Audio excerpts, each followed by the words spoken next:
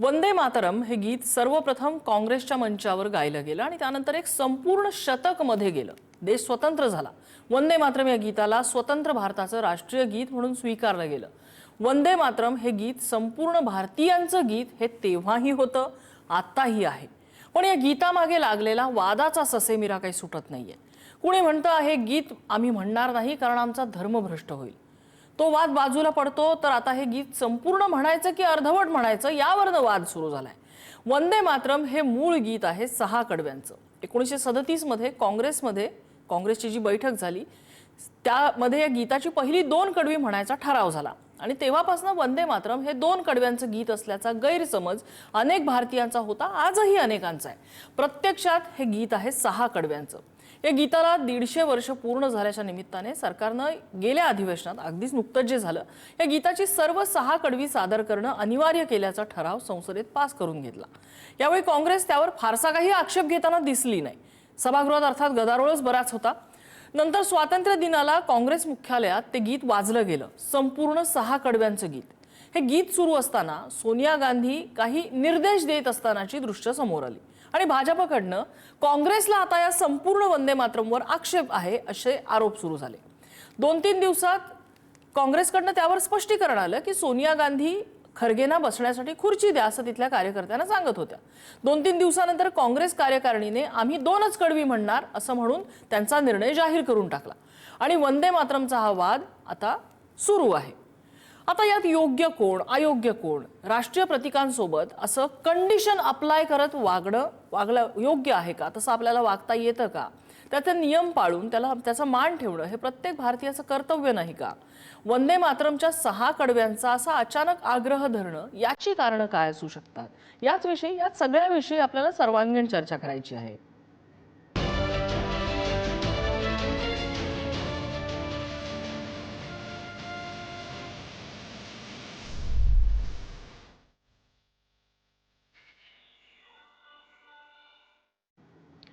आणि या संदर्भातल्या चर्चेत आपल्यासोबत सहभागी होत आहेत भाजपचे प्रवक्ते शिवराय कुलकर्णी, आपल्यासोबत काँग्रेसचे प्रवक्ते हनुमंत पवार आहेत आणि पुढारीच्या मल्टीमीडिया संपादक मृणालिनी नानिवडेकर आहेत.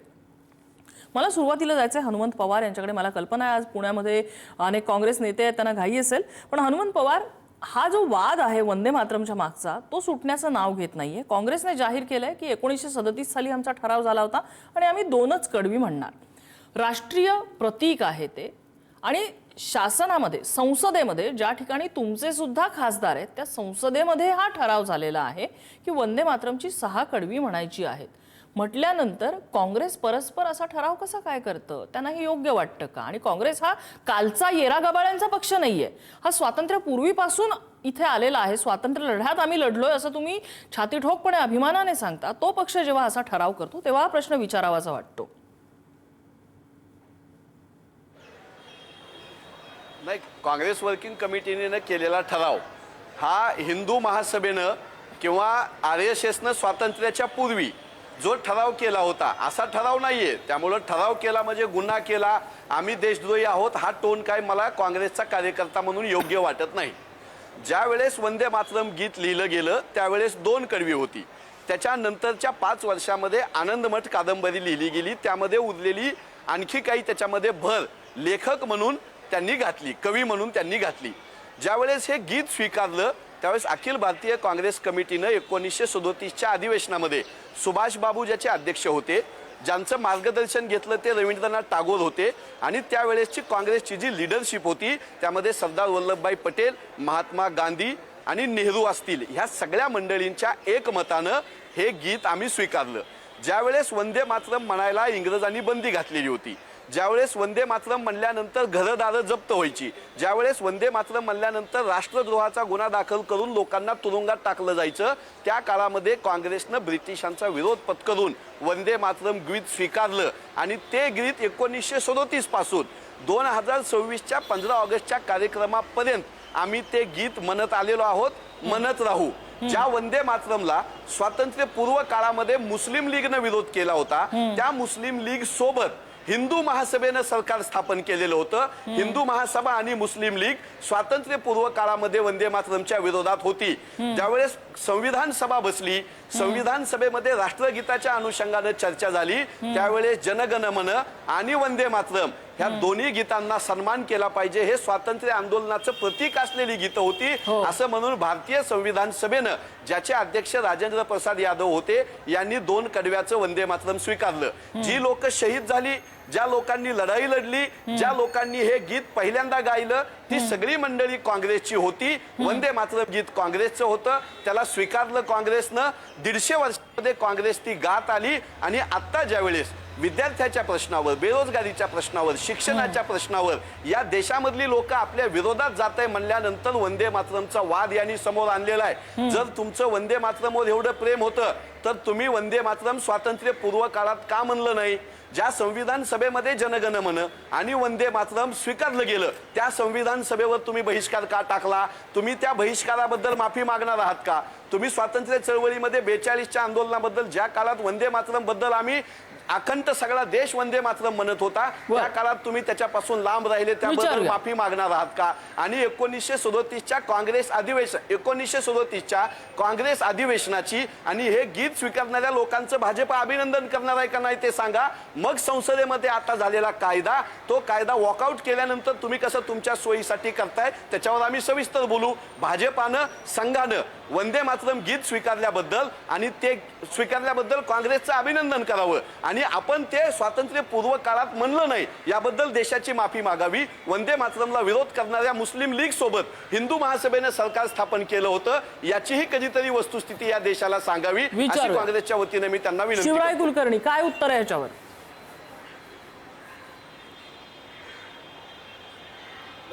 राहुल गांधींनी जे सुरू केलं आहे त्याचं प्रत्युत्तर आपल्याला सगळ्या चर्चांमध्ये दिसणार आहे. त्याच्यामुळे 1937 मध्ये पहिल्यांदा वंदे मातरम गायला गेलं हे जर काँग्रेसचे प्रवक्ते सांगत असतील तर तो आता खरंच त्याला काय हसावं की रडावं असा सगळा विषय असा आहे की साधारणतः 1896 मध्ये संपूर्ण वंदे मातरम हे काँग्रेसच्याच अधिवेशनात गायला गेलं आणि 1896 ते 1937 पहिल्यांदा रवींद्रनाथ टागोरांनी गायलं काँग्रेसच्या अधिवेशनामध्ये, तेव्हाही पूर्ण गीत होतं, पूर्ण वंदे मातरम होतं. मला सांगा, सप्तकोटी कंठ, त्यावेळी 7 कोटी लोकसंख्या होती, तर सप्तकोटी कंठ, आता कोटी कोटी कंठ कलकल निनाद कराले, ती सप्तकोटी होता, आता कोटी कोटी भुजई. याच्यामध्ये कुठला धर्म आला आणि कुठे आक्षेप असण्याचं कारण आहे? विष्णू दिगंबर पलुसकरांनी पूर्ण गीत म्हटलं, त्याच्यानंतर स्वतः रवींद्रनाथ टागोरांनी पूर्ण गीत म्हटलं. 1905 मध्ये जी बंगालची फाळणी झाली त्या फाळणीमध्ये वंदे मातरम या गीतानीच क्रांती केली आणि भारतीय स्वातंत्र्याला एक नवा मंत्र मिळाला की वंदे मातरम. आता आम्ही हिंदू आहोत त्याच्यामुळे आम्ही तर म्हणतो की वेद मंत्राहून आम्हा वंदे वंदे मातरम. आमची धारणा ही आहे की आम्हाला वंदे काय आहे, वेदमंत्राहूनही वंदे काय, तर आम्हाला वंदे मातरम वेदमंत्राहूनही वंदे आहे हे आम्ही म्हणणारे लोक आहोत. आता आपण थोडं कसं आहे की नेहरू, ठीक आहे नेहरू जाऊ द्या, पण सुभाष बाबूंचं नाव घ्यायचं. आता सुभाष बाबूंचं नाव घेतलं की सुभाष बाबूंबद्दल कोण बोलणार, म्हणून असे नावं घेतले जातात. आपण थोडं इतिहासाकडे थोडं जाऊया. थोडं आपल्याला सांगतो, 1908 मध्ये सगळ्यात पहिले या संपूर्ण वंदे मातरमवर सय्यद अली इमाम यांनी सेक्टरियन क्राय आहे ना, एका समूहाचं हे रडगाणं आहे या पद्धतीची त्याच्यावर टीका केली.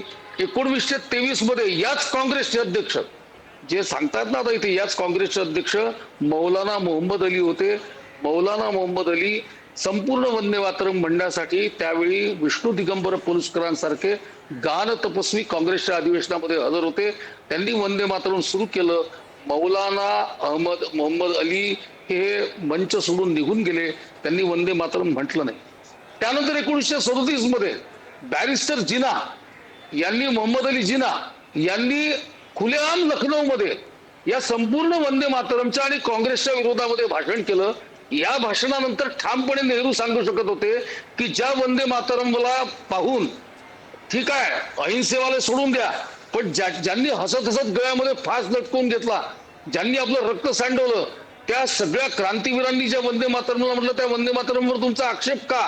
काँग्रेसच्या अधिवेशनामध्ये वंदे मातरमचा नारा दिल्यानंतर अल्लाहू अकबरचा नारा दिला जात होता. हे खिलाफत चळवळीच्या समर्थनानंतरचं वास्तव होतं. याच्यावर नेहरूंनी तोडगा न काढता आपल्याला इतिहास सांगतो. माझ्याजवळ ते पत्र उपलब्ध आहेत. 20 ऑक्टोबर 1937 रोजी नेहरूंनी सुभाषचंद्र बोस यांना पत्र लिहिलं. त्या पत्रामध्ये त्यांनी म्हटलं, it does seem that this background is likely to irritate the Muslim, की हे जे आहे हे मुस्लिमांना त्रासदायक आहे, मुस्लिमांना. आणि हे त्याच्यामध्ये त्याच पत्रामध्ये त्यांनी मान्य केलेलं आहे की इस्लामिक जे कट्टरतावादी आहेत या कट्टरतावाद्यांना आपलं वंदे मातरम चालत नाही, म्हणून आपण निर्णय घेतला पाहिजे. या पद्धतीने कन्व्हिन्स नेहरूंनी सगळ्यांना केलं. आणि जो इस्लामिक अनुनय चालू आहे काँग्रेसचा तो 1937च्या नेहरूंच्या या निर्णयापासून चालू आहे. बाकीचे होते आता असं आहे की काय महत्व होतं. आता सुभाषचंद्र बोसांचं नाव मोठ्या ताकदीने तुम्ही घेता की सुभाष बाबू होते, सुभाष बाबू होते, सुभाष बाबू होते. नेताजी सुभाषचंद्र बोस 1939 मध्ये 37 मध्ये हा निर्णय झाला. 39 मध्ये दुसऱ्यांदा काँग्रेसचे अध्यक्ष झाले. त्यांना 1580 मतं मिळाले. 1375 मध्ये पट्टाभी सीतारामय्यांना मिळालं. महात्मा गांधींनी म्हटलं की माझा पराभव झाला कारण की सीतारामय्या हारले. याच पंडित जवाहरलाल नेहरूंनी नेताजी सुभाषचंद्र बोसांना कार्यकारिणी करू दिली नाही, काँग्रेसनं काम करू दिलं नाही. आणि 39च्या वर्षाच्या अखेरी सुभाषचंद्र बोसांना काँग्रेसचा राजीनामा द्यावा लागला, अध्यक्षपदाचा राजीनामा द्यावा लागला. आणि त्यांनी फॉरवर्ड ब्लॉक स्थापन केलं. त्या सुभाष बाबूंचं नाव तुम्ही सांगता, कुठल्या तोंडाने सांगता? अरे मुस्लिमांचा अनुनय करण्यासाठी जो वेद मंत्राहून पवित्र मंत्र बंकिम बाबूंनी आपल्याला दिला, ज्याच्यावर या देशातल्या असंख्य माता त्यांचे मुलं गमावले, असंख्य आमच्या भगिनी या विधवा झाल्या, त्यांना वैधव्य मिळालं, लोक फासावर चढले, लोकांनी रक्त सांडवलं. त्या वंदे मातरमला म्हणताना तुम्हाला जर लाज वाटत असेल तर ती तुम्ही 1937 पासून स्वीकारलेला आहे. गुळमुळीत राहायचं. राष्ट्रीय अस्मितेचे जे चिन्ह आहेत ते सगळे चिन्ह पुसून काढायचे आणि लांगून चालण्याचं धोरण ठेवायचं. हे धोरण 1937च्या निर्णयामध्ये होतं. तोच निर्णय आज पुढे येत आहेत. आणखीन एक शेवटचं वाक्य महत्वाचं बोलतो की हा जो 1937चा निर्णय होता आणि 1920च्या खिलाफत चळवळीच्या समर्थनाचा निर्णय होता, यातच फाळणीची बीज रोवल्या गेली होती. आम्हाला तो फाळणीचा विचार नकोय आणि म्हणून आम्ही संपूर्ण वंदे मातरमचा आग्रह धरणारे लोक आहोत. मला मृणाल मॅम कडे जायचं. मृणाल मॅम, दोन्ही नेत्यांनी दोन्ही पक्षांनी इतिहासातले दाखले दिलेले आहेत. इतिहास सगळा उलगडून काढलेला आहे. अर्थात इतिहास हा खूप खोलवर पसरलेला असतो, पण इतिहासात जाण्यापेक्षा आपण इतिहासात जाऊ. इतिहास सगळ्यांच्या समोर आहे.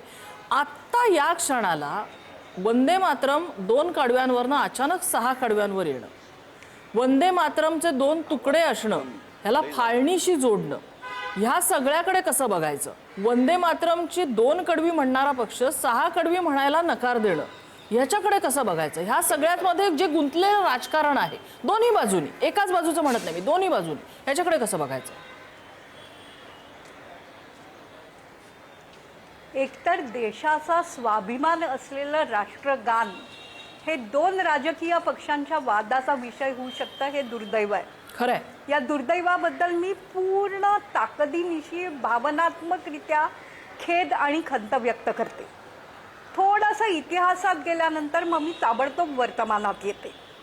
1937 साली ज्या वेळेला वंदे मातरम गायनाला विरोध केला गेला त्यावेळेला विष्णू दिगंबर पलुसकरांनी सांगितलं की हे गीत असं पूर्ण आहे आणि ते म्हणणं हे सार्वजनिक ठिकाणी भारताच्या कोणत्याही भारतप्रेमी माणसाचा अधिकार आहे. आणि त्यांनी ते अध्यक्ष निघून गेल्यानंतरही ते वंदे मातरमचं गायन तसं म्हटलं.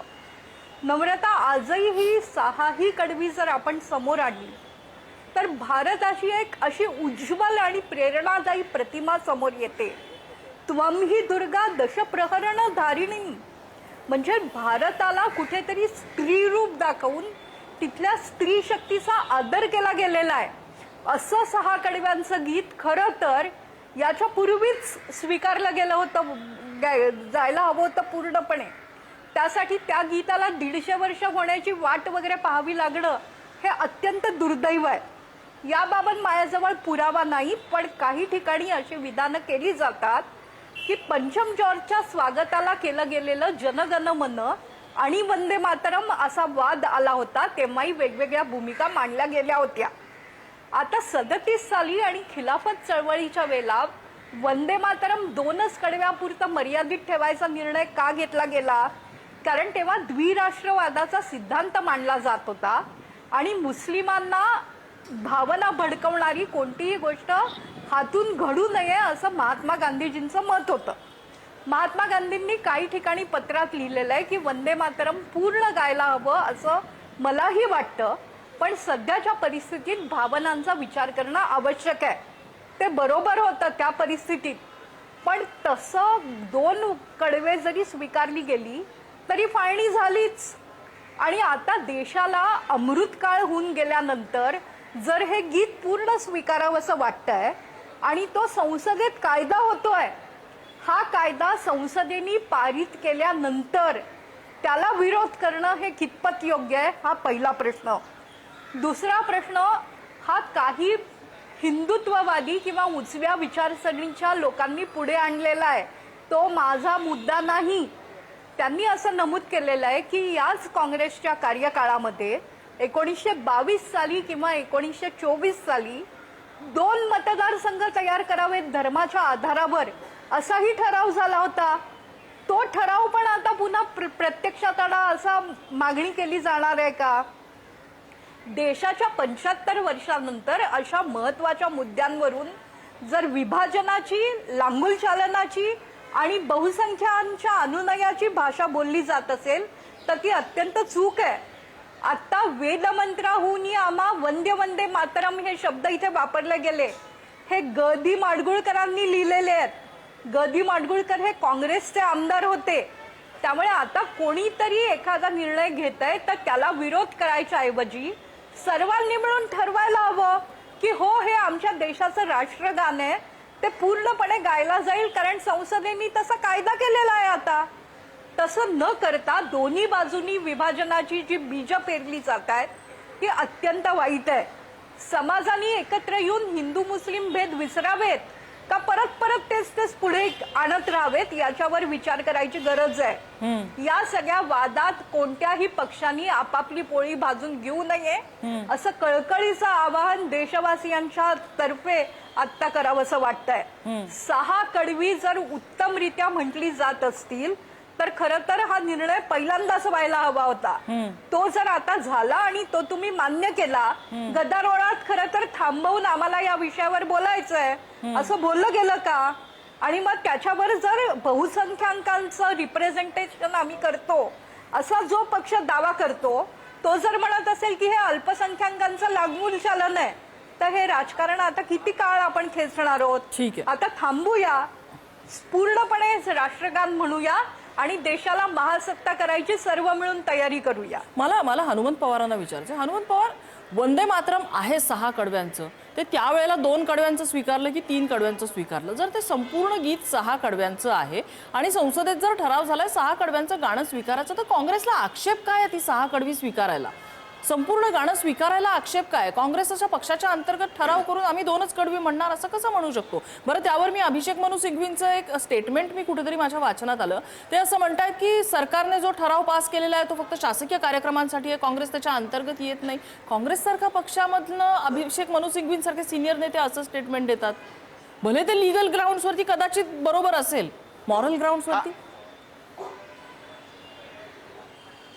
हा प्रश्न खरोखर हास्यास्पद आहे. त्याची 2 कारणं आहेत. एक कारण की ज्या वेळेस वंदे मातरम हे या देशामधल्या समस्त हिंदूंनी स्वीकारलं होतं, काँग्रेस पक्षाने स्वीकारलं होतं, स्वातंत्र्य सैनिकांनी स्वीकारलं होतं, त्यावेळेस ह्या वंदे मातरम म्हणण्यापासून 1925ला स्थापन झालेल्या संघाला आपण असाच प्रश्न कधी विचारणार आहोत का? 1. 2. ज्या हिंदू महासभेनं फजलुल हकच्या सरकारमध्ये सहभाग घेतला, ज्या फजलुल हकनी पहिल्यांदा वंदे मातरमवर आक्षेप घेतला होता, त्यांच्या इतिहासाची चिरफाड आपण करणार आहोत का? मुस्लिम लीग, हिंदू महासभा, राष्ट्रीय स्वयंसेवक संघ ज्या वेळेस वंदे मातरम म्हणत नव्हते, वंदे मातरम स्वीकारत नव्हते, वंदे मातरमशी त्यांचा सुतराम संबंध नव्हता, त्या काळामध्ये वंदे मातरमसाठी गोळ्या खाल्लेल्या काँग्रेसला तुम्ही हा प्रश्न करताय म्हणून मी ते हास्यास्पद म्हणालो. दुसरी गोष्ट, ग दी माडगुळकर काँग्रेसचे आमदार नव्हते. राज्यपालाच्या कोट्यातून आमदार म्हणून साहित्यिक, कलाकार, सांस्कृतिक क्षेत्रातल्या लोकांना देत होतो. मोठे कलाकार होते, त्यांचे चिरंजीव आमचे उमेदवार होते. वेदमंत्राहून आम्हा वंदे वंदे मातरम असं म्हणण्यामध्ये आमच्या 3 पिढ्या खपलेल्या आहेत. काँग्रेसमध्ये वंदे मातरम स्वीकारताना सुभाषचंद्र बोस असतील, पंडित जवाहरलालजी नेहरू असतील, मौलाना अबुल कलाम आझाद असतील, सरदार वल्लभभाई पटेल असतील, गुरुदेव रवींद्रनाथ टागोर असतील, यांनी जो विचार केला आणि या देशाचा मजबूत पाया बनवताना जी संविधान सभा जे गीत स्वीकारत होती त्याच्याशी आम्ही बांधील आहोत. आम्ही 1937च्या काँग्रेसच्या अधिवेशनातल्या मान्यवरांची, ज्यांनी तुरुंगवास भोगला आणि या देशाची स्वातंत्र्य लढाई लढली, त्यांच्याशी आम्ही बांधील आहोत. भारतीय संविधान सभेशी आम्ही बांधील आहोत. नरेंद्र मोदी आणि अमित शहा यांच्या लोकांनी आम्ही वॉकआउट केल्यानंतर विद्यार्थ्यांच्या प्रश्नावर, शैक्षणिक प्रश्नावर जर ते संसदेमध्ये एखादा कायदा करत असतील तर त्या कायद्यावर चर्चा झाली पाहिजे, आम सहमती झाली पाहिजे, विरोधकांचं म्हणणं तुम्ही ऐकून घेतलं पाहिजे आणि इतिहासामध्ये तुम्ही वंदे मातरमवर बहिष्कार का घातला पाहिजे याच्यावर तुम्ही माफी मागितली पाहिजे देशाची. मग आम्ही तुमच्याशी चर्चा करू. वंदे मातरम म्हणताना तुमचा एक व्हिडिओ आहे, वंदे मातरम गातानाचा संघाच्या याच्यामधला एक फोटो आहे तुमचा. नाही, खोटा इतिहास हा तुम्ही खरा म्हणून सांगितला. मी शिवराय कुलकर्णींना तुमचाच प्रश्न विचारते. आजही तुमचाच प्रश्न मी शिवराय कुलकर्णींना विचारते.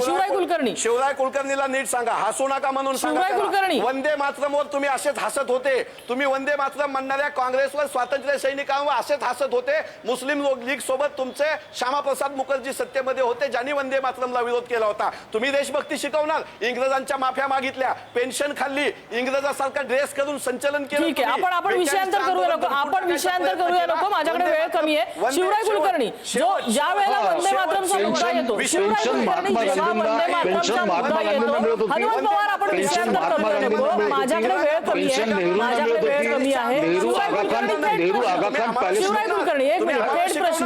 ज्या वेळेला वंदे मातरमचा मुद्दा येतो त्यावेळेला संघाने वंदे मातरम उशिरा स्वीकारलं याच्यावरती बोट ठेवलं जातं. थेट या प्रश्नाचं उत्तर द्या. संघाने वंदे मातरम उशिरा स्वीकारलं, त्यावेळेला स्वीकारलं नाही, आता स्वीकारायचं पण त्यांना का त्यांना चुप करावा.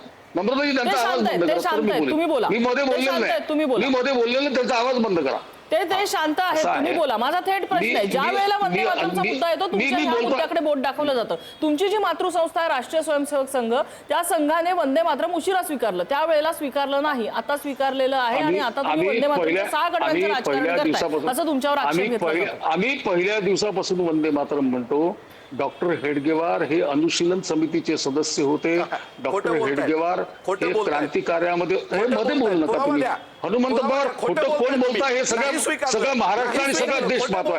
राहुल गांधी पासून तर तुमच्यामध्ये सगळे खोटारडे लोक काँग्रेसमध्ये जमा झालेले आहे.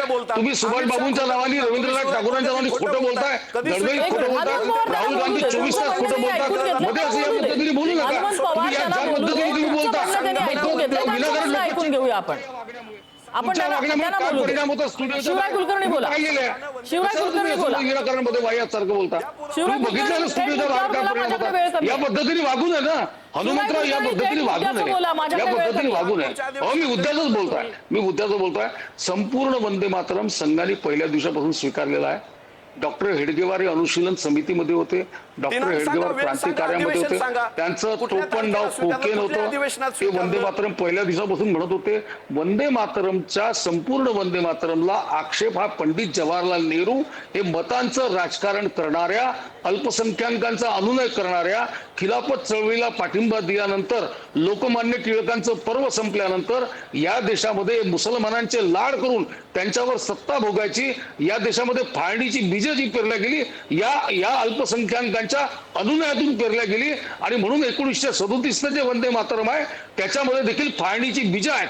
आणि ही फाळणी होईल, ही कशी झाली पाहिजे याचं सगळं नीलचित्र हे पंडित जवाहरलाल नेहरूंच्या डोळ्यासमोर होतं. हे मी नाही म्हणत, हे राम मनोहर लोहियांनी म्हटलेलं आहे. राम मनोहर लोहियांचं पुस्तक आत्मचरित्र तुम्ही वाचा. आत्मचरित्रामध्ये त्यांनी नेहरूंनी किती आधी दवाखान्याचा प्रदेश सांगितलेलं होतं. हे सगळं वंदे मातरम थांबवणं, मुसलमानांचा अनुनय करणं, अल्पसंख्याकांचा अनुनय करणं, हे सगळं चित्र नेहरूंच्या डोळ्यासमोर होतं. त्यातून वंदे मातरमचे कडवे कापले गेले. त्वम ही दुर्गा दशप्राणा धारिणी हे यांना का चालत नाही? तर इस्लामचं नाव समोर करून यांनी हा आतंकवाद यांनी हा उभा केला. काहीही कारण नव्हतं.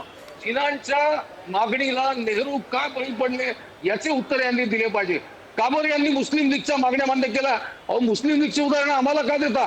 कोणी केली मुस्लिम लीग मोठी? जिनाचं भूत कोणी उभं केलं? जिना कशामुळे उभा झाला?